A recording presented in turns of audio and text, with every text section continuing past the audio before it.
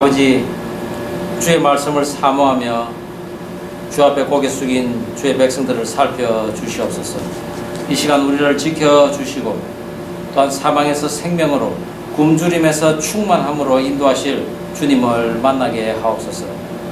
이 자리에 증인이 되실 성령의 도움으로 말씀이 또한 깨달아지게 하옵소서. 살아계신 예수님 이름으로 기도드립니다. 아멘. 우리 아이들이 어떤 발표를 하든지 기타 학교 행사가 있는 날에 학교를 가면은 아이의 시선이 그 부모를 찾느라고 아주 분주합니다. 그러다가 그 학교에 온 부모를 발견하고는 안심이 된 듯이 그리고 자기의 임무를 충실히 수행하는 것을 우리가 보게 됩니다. 우리가 하나님의 시선을 그렇게 바라보고 있지 않습니까? 하나님께서 우리를 바라보고 계신다는 것을 우리가 느끼고 믿으면은 우리는 어떠한 어려움도 이겨내고 또한 그 하나님의 살아계심을 우리가 또 인정할 수 있는 것입니다. 그런 하나님이 오늘 야곱에게 임하셨습니다. 야곱이 자신의 그 집을 세우기 위해서 라반에게 요구한 그 조건이 점이 있거나 아롱진 것, 그리고 검은 양과 소가 나오면은 자기 몫이라고 했습니다. 그런데 그것은 사람의 생각으로는 정말 희박한 일입니다.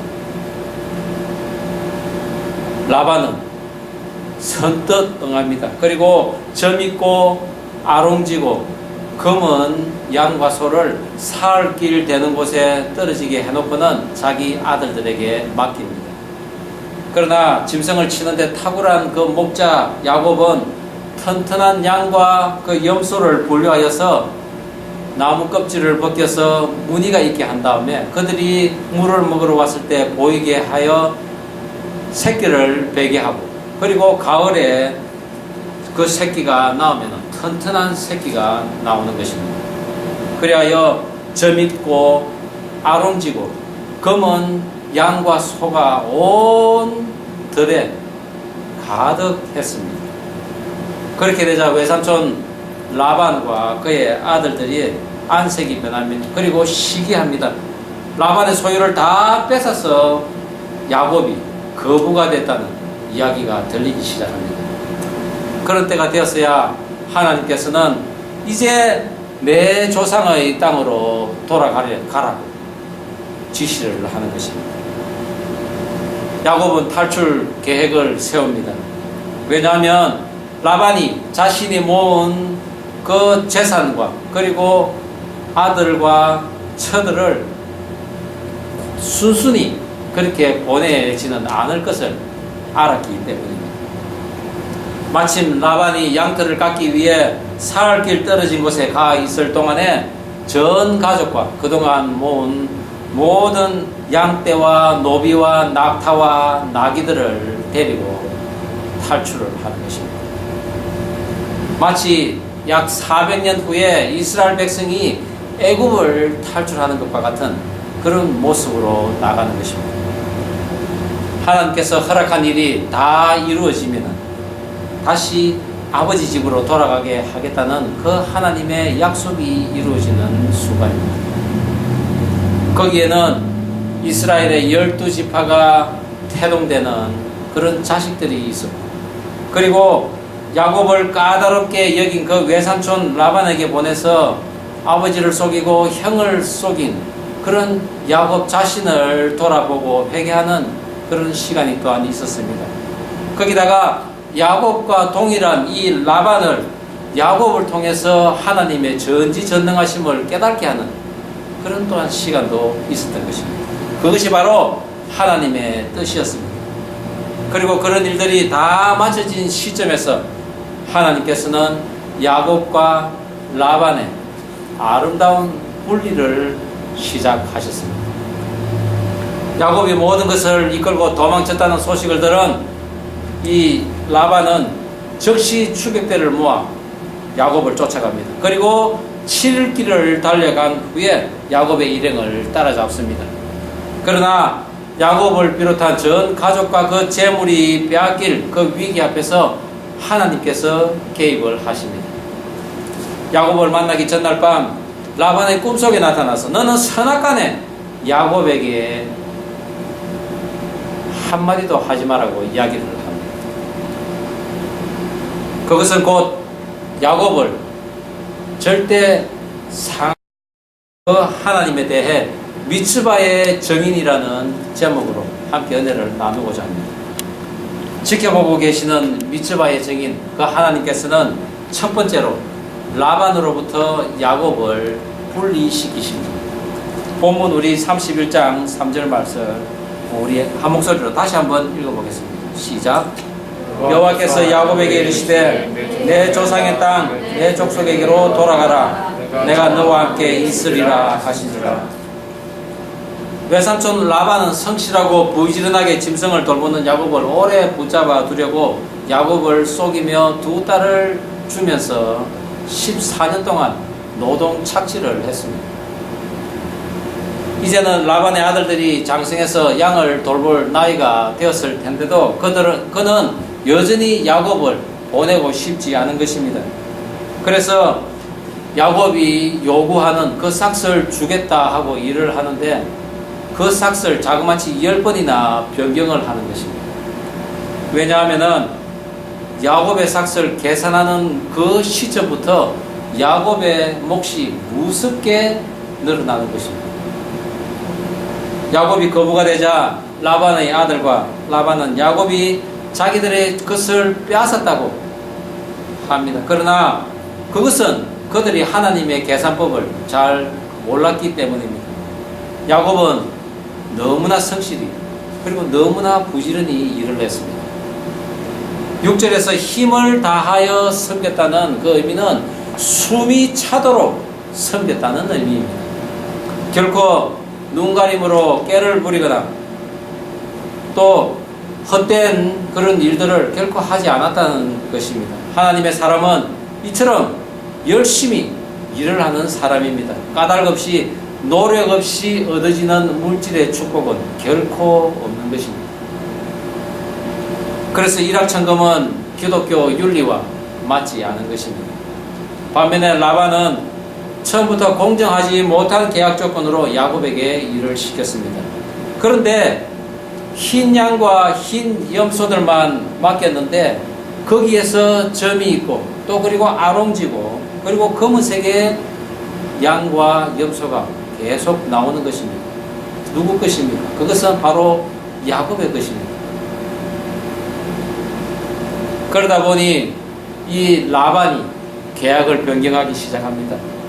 검고 아롱진 양이 많이 나오면 이제 앞으로는 점이 나오는 것이 너 것이 될 것이라고 합니다. 그런데 그 다음부터는 점이 있는 양과 염소가 나오기 시작합니다. 이게 아닌데 라반은 다시 이야기합니다. 아니야, 이제는 아롱진 것이 내 것이야. 그러자 또 이번에는 아롱진 것이 계속 나오는 것입니다. 이렇게 저렇게 계속 조건을 바꿉니다. 10번이라는 것은 그 수가 찼다는 의미입니다. 더 이상 바꿀래야 바꿀 수 없는 그런 상황까지 이른 것입니다. 두 가족 간의 관계가 불편해지자 하나님께서는 야곱에게 이제 아버지 집으로 돌아가라고 합니다. 하나님은 자신의 그 재산에서 한 푼도 양보하지 않는 그 라반으로부터 야곱이 조속히 분리가 됨을 아시고 이제 급하게 야곱을 불러내신 것입니다. 하나님께서는 야곱을 사랑하심으로 그의 수고한 공력대로 라반의 집도 부자가 되게 했습니다. 그 사실을 외삼촌 라반도 알고 있습니다. 그런데 야곱이 부자가 되자 그들의 마음이 다시 강팍해지는 것입니다. 상황이 달라집니다. 야곱만 빈손으로 쫓아낼 계략이 라반에게는 있었습니다. 그런 상황을 익히한 야곱은 이제 탈출하기 위해 아내들을 부릅니다. 그리고 그 아내에게 당신의 아버지가 예전과 같지 않다. 나를 바라보는 그 시선이 바뀌었다. 내가 전심으로 섬겼는데 10번이나 삭설 변경한 것이 바로 당신의 아버지라고. 그러나 그런 가운데서도 내가 이렇게 거부가 된 것은 하나님께서 그대들의 아버지의 것을 빼앗아서 나에게 주었기 때문이라고 합니다. 그리고 베델에서 만나주신 그 하나님께서 이제 나를 떠나라고 했다고 하자 라헬과 레아는 흔쾌히 동조를 합니다. 그렇다, 아버지가 이 두 딸을 팔고는 그 돈을 다 먹어버렸다고 합니다. 우리를 그리고 지금까지 외인 취급을 했다고 합니다. 하나님께서 취하여 당신에게 주신 그 재물은 우리와 우리 자식의 것이니 당신의 하나님께서 이런 대로 우리는 다 준행하리라고 같이 탈출을 하는 것입니다. 그러자 야곱은 모든 소유와 짐승을 이끌고 적시지에 출발을 합니다. 한국에서 집사람과 함께 신앙생활하던 한 집사님의 남동생이 의사였는데 미국에 사는 한 부유한 장로님으로부터 청문이 왔습니다. 그래서 그 장로님 댁에 장가를 가게 됩니다. 병원을 다 차려줄 테니 빈 몸만 오라는 것입니다. 그래서 결혼을 해서 이제 미국에 살게 되는데 그 이후로는 남편을 남편같이, 사위를 사위같이 대접을 하지 않는 것입니다. 가족같이 대해지를 않는 것입니다. 병원에 살림집이 있으니 밖에 나갈 필요가 없게 만들고는, 그리고 밤까지 야간 진료를 또한 하게 합니다. 돈도 만지지 못하게 하고, 아내 되는 그 여인은 늘 감시를 하는 가운데 드디어 못 참고 이분이 밤에 잠옷바람으로 야간 도주를 합니다. 그리고 한국에다가 구조 요청을 합니다. 돈도 없고 여권도 안 가지고 나왔으니 나를 좀 데려가 가달라고. 우여곡절 끝에 한국에 이제 돌아왔습니다. 그런데 돌아온 그 사람을 이 처가댁에서는 명예훼손이라고 고소를 했습니다. 그런 가운데 결국 이혼을 한 것을 그런 이야기를 들은 적이 있습니다. 우리가 살다가 이런 사람 안 만난다고 장담할 수가 없습니다. 그래서 우리는 편안함, 일락, 천금, 그리고 벼락 출세 그 좋아해서는 안 됩니다. 늘 하나님을 바라보아야 합니다. 하나님의 도움만 바라야 된다는 것입니다. 야곱도 하나님의 도움이 없이는 온전한 도망은 물론이요 그동안 모은 재물 하나도 가지지 못할 수도 있었습니다. 그렇지만 하나님께서는 너와 함께 해 주시겠다고 약속을 하셨기 때문에 야곱은 무사히 탈출을 할 수가 있었던 것입니다. 그러나 야곱이 도망을 했다는 소식을 들은 이 라반은 형제들을 이끌고는 당장이라도 이 야곱을 죽일 듯이 7일 길인 약 480km를 달려왔습니다. 부녀자와 아이들 그리고 가축을 데리고 가는 야곱은 속도가 느릴 수밖에 없습니다. 그리고 이제 라반에게 붙잡혔던 것입니다. 하지만 하나님께서는 야곱을 따라잡은 그 라반에게 하루 전날 밤에 나타나셔서, 그의 꿈에 나타나셔서 너는 선악간 말하지 말라고, 어떤 일이 있어도 야곱에게 손대지 말라고 경고를 하신 것입니다. 하나님의 백성은 이렇듯 하나님께서 나타나셔서 완전하게 보호하시는 분이심을 믿으시기 바랍니다. 하나님에 대한 두려움이 있는 라반이기에 어쩔 수 없이 복종을 하게 되죠. 그렇지만 환란의 불씨가 야곱에게 또 있었습니다. 라헬은 아버지 라반이 애지중지하던 집안의 수호신 드라빔을 훔치고 나온 것입니다. 편안히 살다라는 의미를 가진 이 드라빔은 가정의 수호신이기도 합니다.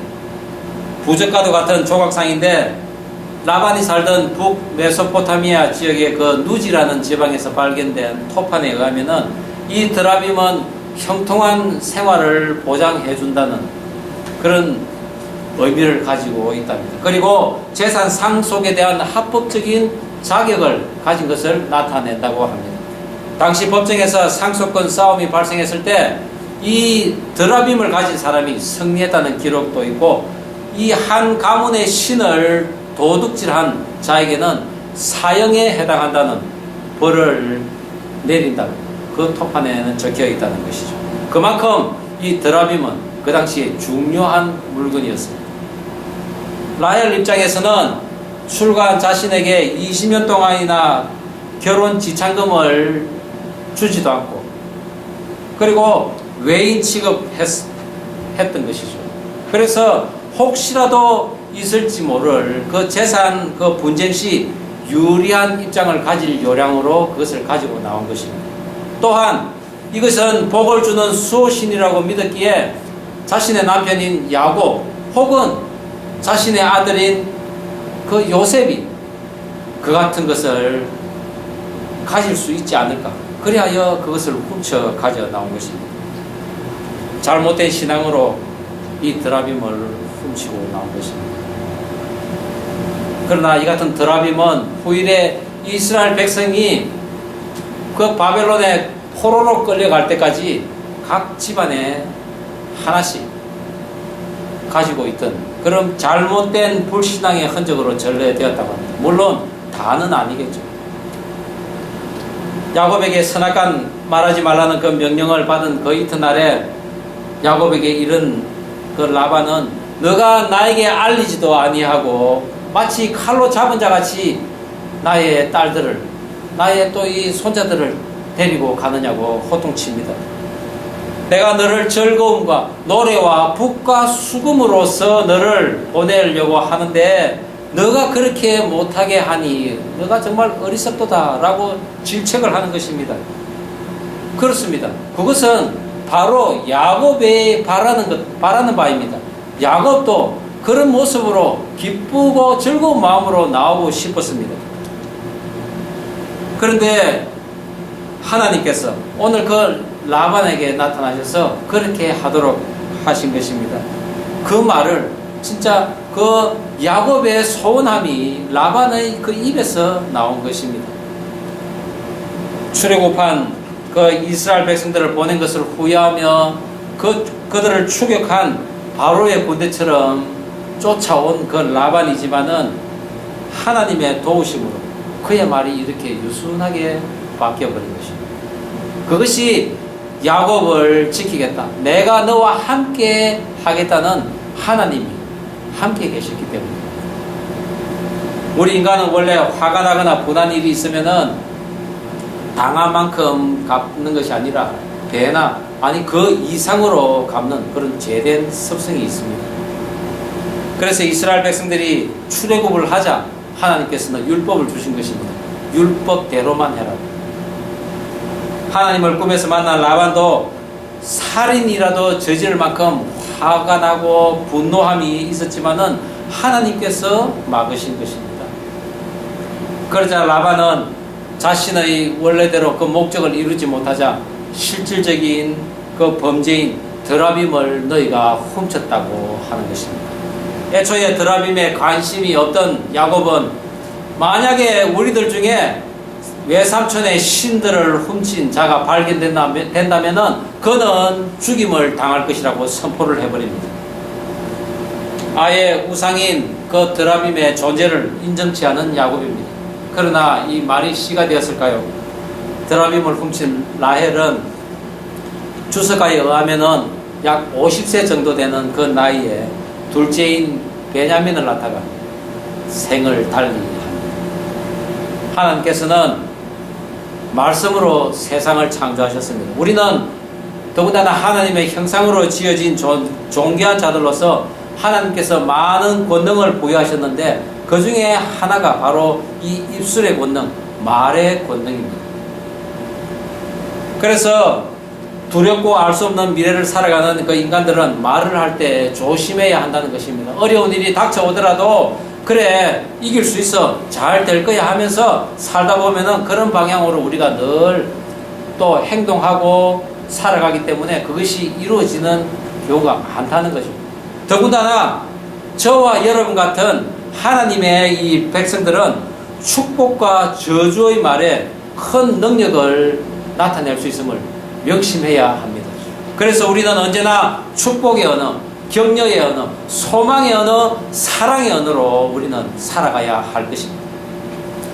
모든 장막을 다 뒤져도 드라빔이 나오지 않자 마지막으로 라헬의 장막에 들어갔는데, 경수가 난다며 일어나지 못하여도 노하지 말아달라는 그 딸에게 가까이 갈 수가 없었습니다. 생리하는 여인은 부정하다고 인정하였기에 더군다나 양털 깎는 축제 기간에 부정한 것을 만질 수가 없기 때문에 이 라반은 그 드라빔을 찾지를 못했던 것입니다. 썰마하니 자신의 그 수호신을 딸이 깔고 앉았으리라고는 상상조차 못했을 라반인 것입니다. 그러자 야곱은 마치 자신을 범죄자 취급을 하며 자신과 온 식솔들을 검문하는 그 외삼촌에게 내가 무슨 허물이 있냐고, 낮에는 더위와 밤에는 추위와 싸우며 20년 동안 삼촌을 위해서 일을 했지 않냐고. 그렇지만 삼촌은 나의 삭설 10번이나 변경했고, 그리고 아브라함의 하나님, 이삭의 하나님이 나를 순적하게 가지 않았다면 나는 그 재산 한 톨도 아마 갖고 나오지 못했을 것이라고 항변합니다. 그러나 하나님께서 나의 고난과 나의 수고를 감찰하여 주셔서 외삼촌의 악을 막으셨다고 이 야곱은 참았던 서름을 터뜨린 것입니다. 시편 56편 8절에 보면은 나의 유리함을 주께서 계수하셨사오니 나의 눈물을 주의 병에 담으소서. 이것이 주의 책에 기록되지 아니하였나이까. 나의 눈물을 하나님께서 받으시고 마땅한 보응을 하듯이 오늘 이 야곱의 이 울분과 눈물도 하나님께서 받으시고 그 하나님의 책에 기록하셨다는 것입니다.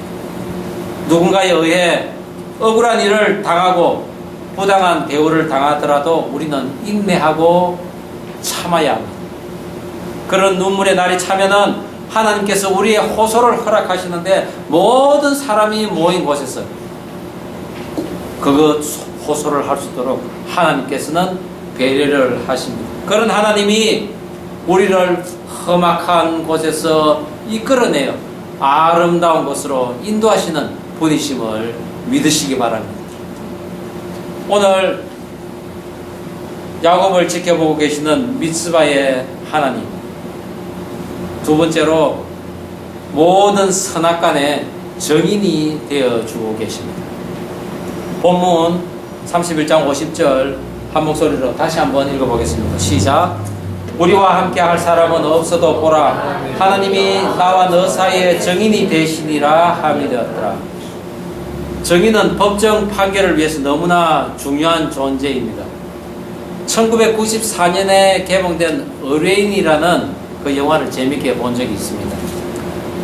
그 내용인즉 마피아 일을 도와주던 한 변호사가 그 마피아가 살해한 상원 의원의 시체를 숨긴 그 매장한 것을 그가 알게 되었습니다. 그런데 그것을 안 그 마피아 두목이 살인 청부업자를 통해서 그를 죽이라고 그 협박을 이제 하기 시작합니다. 그 협박을 너무나 견디지 못해서 그는 차라리 죽겠다고 하며 자살을 시도합니다. 그리하여 자기 차량의 그 배기구에 호스를 연결하여서 그 호스를 마시고 이제 죽으려고 합니다. 그런데 그 상황을 두 어린이가 보게 됩니다. 그리고 그것을 본 어린이는 그 호스를 빼버립니다. 그런데 이 사람이 그 가스를 계속 맞다가 보니 이상합니다. 가스가 안 들어오는 것입니다. 그래서 문을 열고 가보니 호스가 빠져 있는 것입니다. 그러다가 그는 차에 다시 돌아가가지고 고민하다가 그래도 나는 못 산다 하면서 그냥 총으로 자살을 하게 됩니다. 그런데 그 근처에 있던 그 형제를 발견하고는 나중에 그 검사가 그 소년들을 찾아와서 정인이 되어달라고 계속 다그칩니다. 그리고 마피아는 마피아대로 그들을 살해할 협박을 하기 시작합니다. 정말 그 두려움에 견디다 못한 그 형제는, 그 소녀는 마침내 한 그 지혜롭고 자상한 여성 변호사를 찾아가게 됩니다. 그리고 그 변호사의 도움으로 법정에서 정인으로 서게 될 수 있는 위험한 단계까지 이르는 가운데 마침내 그 마피아 두목이 살인교사로, 그리고 그 외에 다른 모든 제목으로 감옥에 가는 그런 영화였습니다. 비록 어린 아이지만은 한 정인으로서의 그 존재는 너무나 큰 것을 알게 해주는 영화였습니다. 그런데 하나님께서는 오늘 우리의 삶에서 우리를 위해 그 같은 정인이 되어 주시겠다는 것입니다. 전 가족과 친척 앞에서 자신의 부정을 다 들어야 했던 이 라반은 사기꾼답게 위기를 모면하고자 하는 말이, 딸도 내 딸이요, 양도 내 양이요, 내가 보는 것이 다 내 것인데 내가 그들에게 무엇을 할 수 있겠느냐 라고 이야기를 하는 것입니다. 그리고는 너와 나 사이에 맹세의 언약을 세우자고 합니다. 야곱에게는 함부로 할 수 없는 어떤 힘이 있는데 그 힘이 바로 야곱이 믿는 그 하나님으로부터 나온다는 것을 알았던 라반이기 때문에 야곱이 먼저 돌기둥을 세우고, 그리고 라반의 형제들이 돌무더기를 세웁니다. 그리고 이 돌무더기와 돌기둥 사이에 경계를 두어서 너나 나나 앞으로 이 지경을 넘어서 서로 해하지 말자고 맹세를 하는 것입니다. 그곳 이름을 그래서 정거의 돌더미, 라반이 사는 그 아람어로 여갈사하두다라고 하고, 그리고 야곱이 사는 그 히브리어로 갈리엣이라고 불렀습니다. 그리고 이 정거의 돌더미를 바라보고 계신, 피차간의 약조를 지키는지 안 지키는지를 바라보고 지켜보고 계시는 하나님께서 정인이 되실 거라고 하시며 미츠바라고 이름을 불렀습니다. 하나님의 이름으로 기도하는 야곱과 라반이었습니다. 라반이 야곱과 언약을 이렇게 맺은 이유는 자기의 그 재산 상속권의 그 정표인 드라빔을 잃어버렸기 때문에 혹이 앞으로 있을지 모를 그 재산권 분쟁을 미연에 방지하기도 했고, 또한 부강해진 그 야곱이 자신이 부당한 대우를 받은 것을 보복하기 위해 혹 넘어올 수도 있다는 것을 걱정했기 때문입니다. 그것은 많은 주석가들이 이야기도 하고 있지만은 저는 거기에다가 하나의 더 이유를 붙이고 싶습니다. 그것은 곧 이 언약이 하나님으로부터 나왔다는 것입니다. 조금 있으면은 이제 야곱이 고향으로 돌아가는 길에 형 에스가 400인의 군사를 이끌고 옵니다. 죽을 것 같은 두려움이 임했습니다. 그 두려움으로 인하여 다시 외삼촌 집으로 돌아가지 않도록 하나님께서 이 경계선을 친 것입니다. 제가 이곳 보스턴에서 교회를 개척하여 목회를 시작했지만은 아주 가끔이지만은 그 과거에 좋았던 때가 생각이 나는 것입니다. 그리고 다시 돌아갈 수 있으면은 그 일을 할 수 있을까라는 생각도 또 했습니다. 특별히 집안의 재정이 어려운 때는 더욱 그랬죠. 그러다가 그 예전에 근무하던 회사의 그 부하 직원들이 승진하고 막 이런 소식을 들을 때 내가 그때 계속 일을 했다면은 좀 돈을 지금도 잘 벌 수 있지 않았겠나, 그런 생각들이 밀려오는 것입니다. 이미 버렸다고 생각한 그 드라빔이 나의 가슴 속에 다 자리 잡고 나의 믿음을 자꾸 흔들어 대는 것입니다. 그러나 그럴 때마다 나는 돌아갈 수 없는 다리를 이미 건너게 하신 그 사건들을 기억하며 미츠바의 하나님, 나의 증거 되신 그 하나님을 생각하며 그 하나님께 계속 기도를 하는 것입니다. 한 문제가 해결되면은 안도의 한숨을 쉬면서 살 것 같지만은 또 위기의 문제가 다가오는 것이 우리의 인생입니다. 그래서 우리는 하나님, 저를 도와주십시오. 날마다 믿음의 경계선에서 나를 지켜보고 계시는 그 하나님께 기도할 수밖에 없는 그런 삶을 우리는 살아가야 하는 것입니다. 라반의 증거의 돌더미, 그리고 야곱의 그 돌기둥이 세워진 이곳은 나중에 사무엘 선지자가 이스라엘을 괴롭히는 그 블레셋 족속들을 물리치기 위해 백성들에게 금식을 선포한 곳입니다. 또한 이스라엘의 그 초대 왕인 사울이 기름 부음을 받고 왕으로 뽑힌 곳이기도 합니다. 하나님께서 여전히 그곳에서 이스라엘을 지켜보고 계시지만 어떤 부류는 라반의 그 정금 돌무더기를 붙들고 자신의 안전과 이익과 쾌락을 위해서 기도하는 반면에 하나님의 사람은 나라의 흥망성쇠를 위해서 금식을 선포하며 하나님께 기도했던 것입니다. 사실 라반이 세운 이 돌무더기 여갈사두다, 그리고 야곱이 세운 돌기둥 갈리앗은 생명의 반석이신 예수 그리스도를 예표합니다. 평강의 왕이요 사랑이신 예수님께서 오늘 야곱과 라반의 증인이 되어서 그들을 지켜보고 계신 것입니다. 그들이 언약이 체결되자 야곱이 산에서 하나님께 제사를 드리고, 그리고 화해와 우정의 표시로 식탁을 베풉니다. 그리고 그들이 둘러앉아 먹고 날이 밝자 라반은 그의 딸들과 손자들에게 입맞춤을 하고 축복을 하며 돌아가는 것입니다.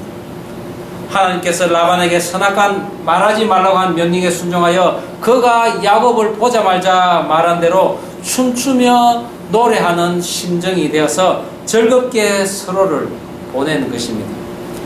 이처럼 주님께서는 반목과 미움을 화해와 평강으로 바꾸시는 분이시었습니다. 내 아버지의 땅, 내 족속에게로 돌아가라는 그 말씀을 주시고 너와 함께 해 주시겠다는 그 하나님의 중재로 야곱은 그간의 수고와 서름을 말끔히 씻을 수 있었고, 삼촌 그 라반도 잘못된 그 생각을 바로잡고 조카 야곱을 진정한 자유인으로 보낼 수 있었던 것입니다. 두 가족 모두가 하나님에게 제사를 드리며 화친을 동맹하게 하신 분이 바로 하나님이라는 것입니다. 미츠바의 하나님은 누구 하나만을 편벽하게 두둔하시는 그런 하나님이 아니신 것입니다. 하나님께서 사랑하는 모든 자들에게 증인이 되시는 그 하나님이신 것입니다. 우리가 살면서 억울하고 부당한 일을 당했다 하더라도 결코 조급하게 그것에 대항하며 살 것이 아니라 하나님께 기도함으로써 우리를 기가 막힌 웅덩이에서 이끌어내 주시고, 그리고 아름다운 것으로 인도하시는 분이 바로 그 하나님이심을 우리는 기억해야 할 것입니다. 그 하나님이 바로 우리 죄를 위하여 십자가 지시고 돌아가신 예수 그리스도, 바로 미츠바의 증인이신 것을 믿으시기 바랍니다. 기도하시겠습니다.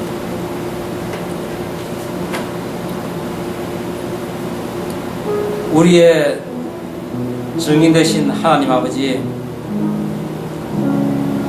우리가 어려운 일을 당하고 억울한 일을 겪더라도 우리로 하여금 성급하게 나서게 하지 마시고 하나님의 방법으로, 하나님의 때에 하나님께서 인도하여 주옵소서.